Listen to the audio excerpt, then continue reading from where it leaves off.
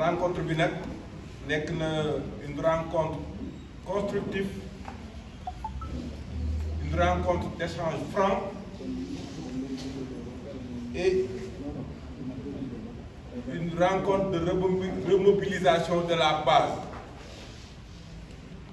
de l'Alliance pour la République ici dans la ville de Thiès. Ñuy d'abord remercier les militants yi nga xam ne déplacé woon nañ ñëw bokk ak ñun waxtaan yooyu di leen féliciter di leen encourager ci seen engagement et ak seen attachement aux valeurs républicaines yi ñu am boobu ba léegi.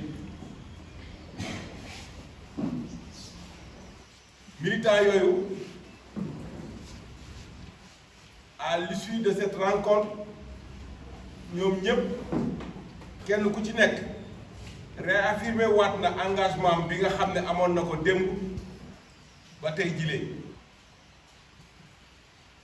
di aussi exprimer wu ci les préoccupations yi nga xam ne ñoom ñoo marqué tey la vie politique actuelle. Ñuy aussi di dénoncer les arrestations arbitraires yi nga xam ne def nañ ko suñu yenn camarades yi notamment Maodo Malick Mbaye dëkk fii ci Thiès ak ñu mel ni Pape Malick Ndour Mamadou Gueye entre autres ñuy xamal ni justice ñun dañ ko yàgg a gëm dañ ko yàgg a wóolu waaye lii fi xew tey dafa mel ni ay règlement de compte politique yoo xam ne ñi ngi koy teg ci ñenn ñi nga xam ne ñun ak ñoom ñun ñoo àndoon di défendre les idéaux républicains bëgg mu am une justice équitable boo xam ne daf fi tëdd njaaxaay ne nekkal ñépp waaye aussi ci ginnaaw loolu assemblée bi tey bi ñu dajee waxtaan am na ay propositions yu fortes yu ñu fi jël tamit bi ci jiitu mooy l'assemblée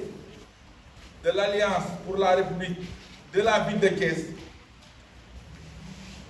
a décidé de désigner notre camarade le frère le président Abdou Mbow comme coordinateur communal du département de la ville de Thiès.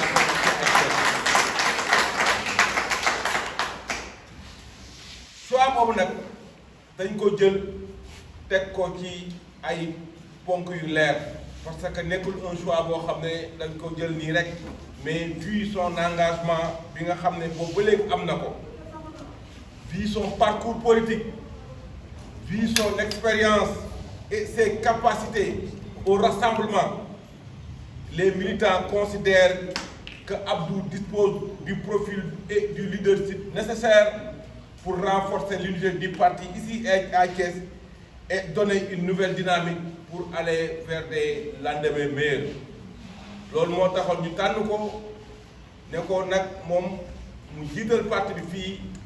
suñ ci jógee moom dina wax yan voies ak yan moyens la ñuy jaar ànd ci la personne morale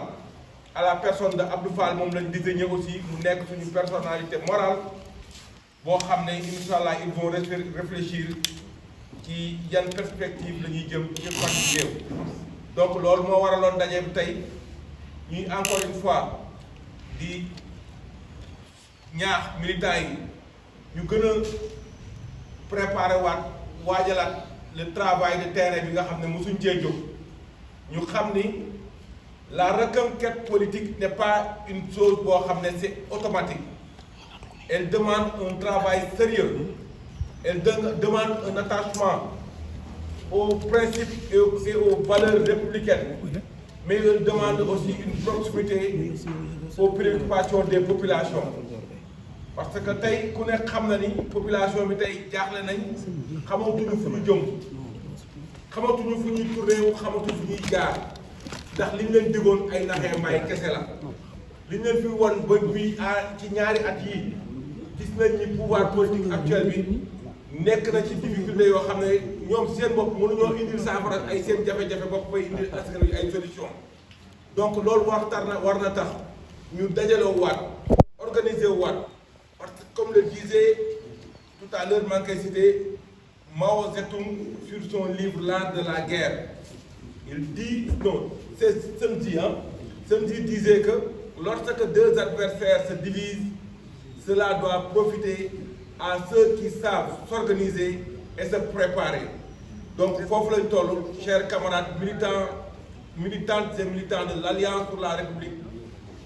il faut que nous soyons organisés, disciplinés et prêts pour affronter le combat contre ces fossoyeurs de la démocratie. maa ngi leen sant di leen gërëm